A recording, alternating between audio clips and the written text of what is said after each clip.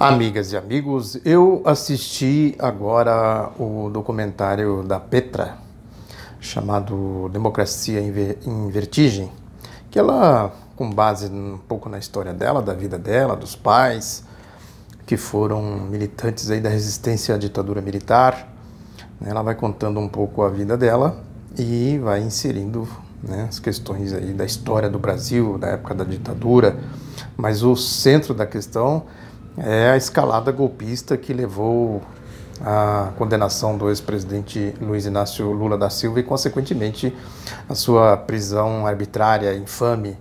O filme tem esse grande mérito de mostrar como essa infâmia foi tramada, né? Como tudo isso aconteceu, o sentido de tudo isso. E as pessoas, às vezes até o documentário mesmo, o filme, né, na minha modesta compreensão, né, de como se faz um documentário e tal, né? Eu sou documentarista disso aqui, né? Sou de livros, de texto, não tenho assim muita familiaridade. Participei como repórter do documentário sobre a guerrilha do Araguaia, camponeses do Araguaia, a guerrilha vista por dentro e outras coisas mais. Mas no documentário talvez, né, essa é uma questão que eu acho que ficou assim uma lacuna para a gente compreender por que se chega a uma situação tão insana, tão infame como essa da condenação e da prisão do ex-presidente Lula. Aí a gente tem que recorrer aos exemplos da história. É a mesma coisa do Frei Caneca. Por que fuzilaram o Frei Caneca? Né? Do Tiradentes, por que enforcaram Tiradentes? Do Felipe dos Santos, por que arrastaram ele pelas ruas de Vila Rica? Dos alfaiates da Bahia, 4 enforcados, os republicanos do Nordeste, né, o Zumbi dos Palmares, como eles dizimaram tudo isso, né, os processos que foram montados, as farsas, né, o Lula, o Getúlio Vargas, é importante isso, o Getúlio Vargas, né, as farsas que eles vão montando na história. Qual é o centro de tudo isso, para a gente compreender essa questão que eu sempre falo aqui, ideologia. A gente vê aquela infâmia, por exemplo, o documentário retrata muito bem isso, do que foi o golpe do impeachment contra a presidenta Dilma Rousseff, aquele desfile de cinismo, de corruptos, de malandros, de ladrões, de gangsters, né, comandando ali uma grande farsa, né? E aí a gente pergunta, o que leva essas pessoas a agirem assim? É interessante que no documentário ela aborda isso. Dizer, os mesmos que fizeram aquela farsa contra a Dilma, logo em seguida encenaram outra farsa no episódio do usurpador Michel Temer, que o mesmo Congresso, né, aquela maioria do Congresso, direitistas e oportunistas, tá, essas gangsters, etc., né, que impediu que fosse aberto um processo de investigação contra ele. E até a história, a ideologia, a classe, né? Quer dizer, a classe que estava contra a Dilma estava a favor do Temer, e vice-versa. Aí se formam polos em torno dessas ideologias, quando nos processos históricos, quando esses polos se condensam, né, eles atraem, não é isso? Né, eu sempre disse aqui que o centro não fica no centro, ele vai para a esquerda ou vai para a direita. Essa é outra questão importante, né, que eu também acho que o filme tratou de maneira, né, que poderia, né, talvez ser abordado de outra forma. Eu não estou falando crítica, não. O documentário é fantástico. Eu só estou esclarecendo alguns pontos aqui, né, que eu acho que, do meu ponto de vista, mereceriam alguns comentários, né? Essa história do centro, quer dizer, quando o Lula chega à presidência da República, como que ele chegou? Tinha um centro ali, né, aglutinado em torno do vice José Alencar. Tem esses setores aí do empresariado nacional, né, um setor que pensa o Brasil, né? Hoje em dia isso está muito diluído aí, né?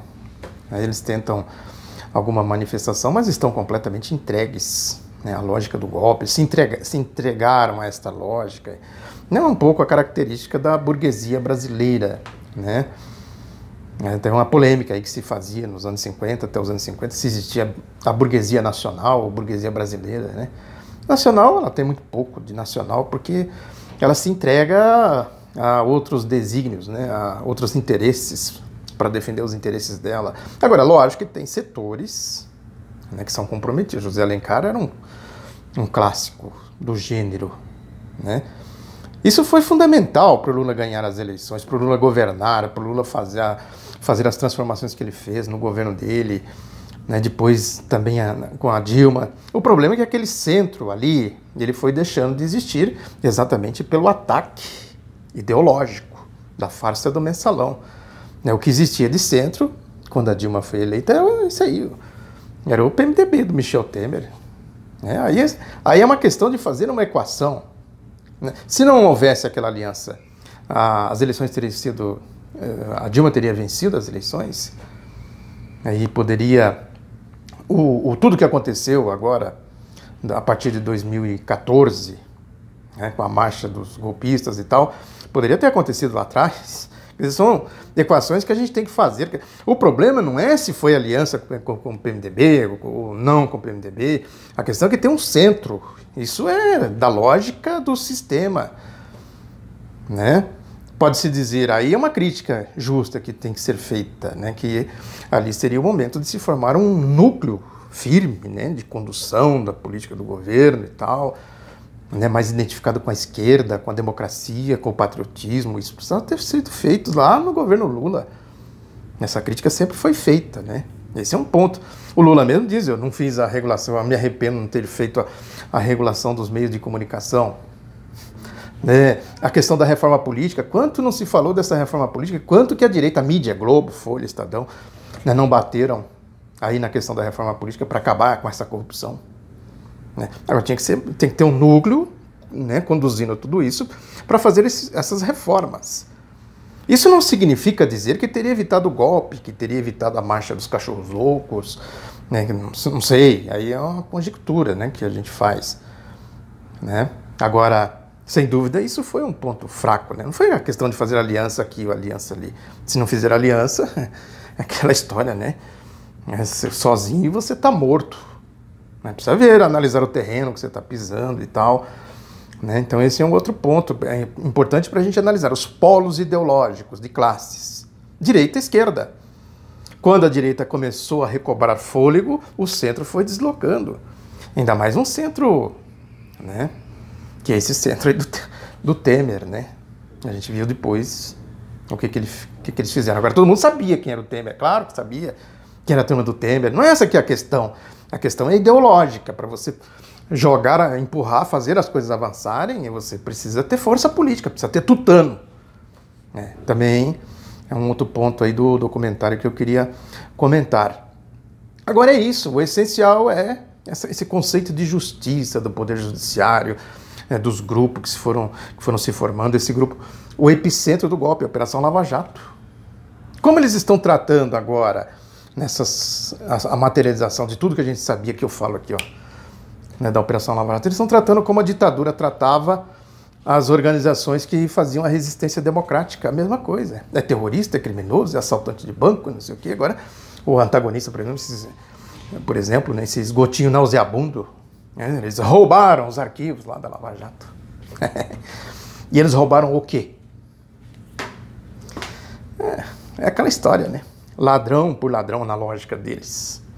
Eles estão roubando aí coisas da Lava Jato, não é de hoje. Na verdade, roubando o povo, né, junto com a Lava Jato e tal.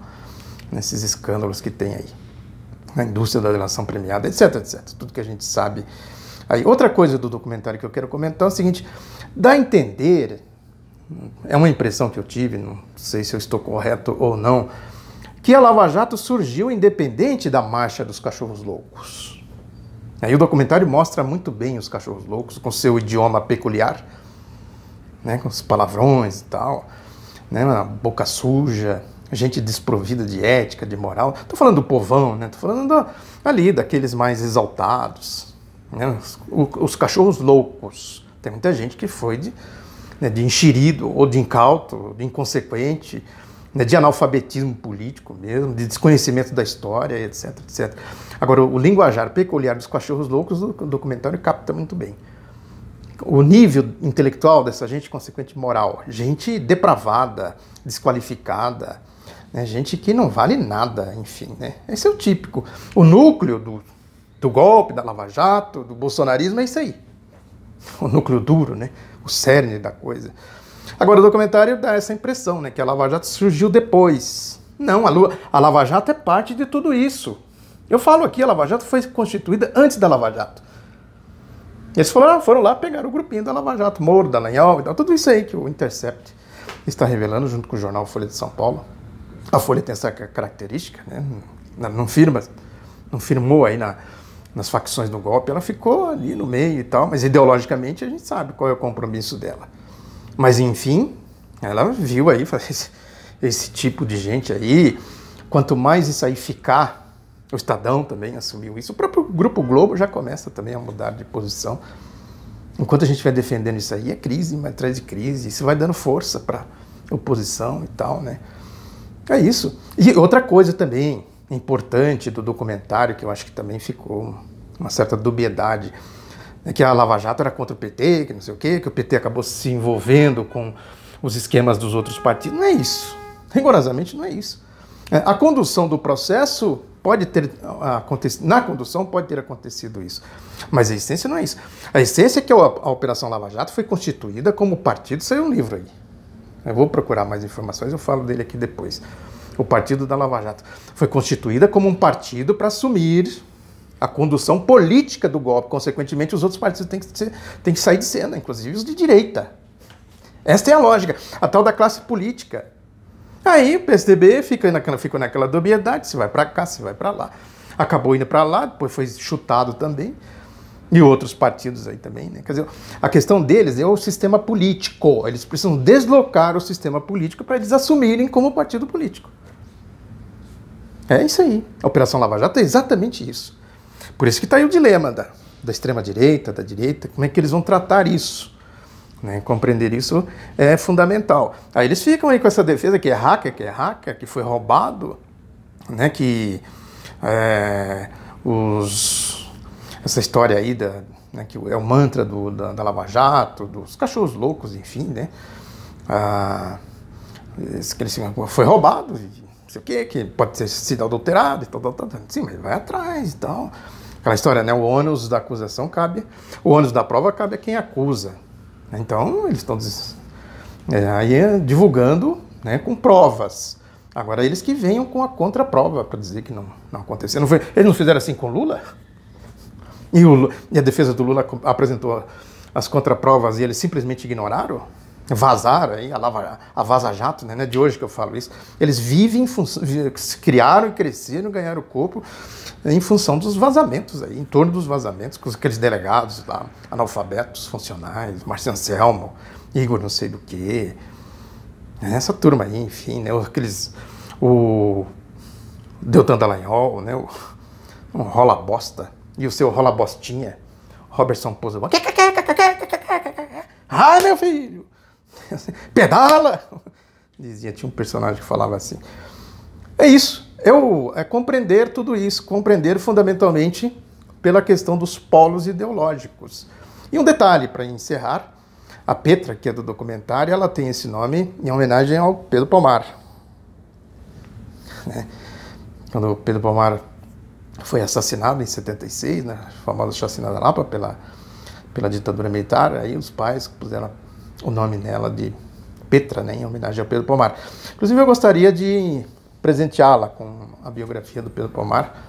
Espero que alguém aí uma hora me ajude a encontrá-la para fazer este presente. No mais, o documentário é nota 10, vale a pena assistir, muito legal, né, elucida bem, né, o que aconteceu em toda essa trajetória aí. Muito obrigado pela atenção, divulgue Outro Lado da Notícia, um abraço e até a próxima.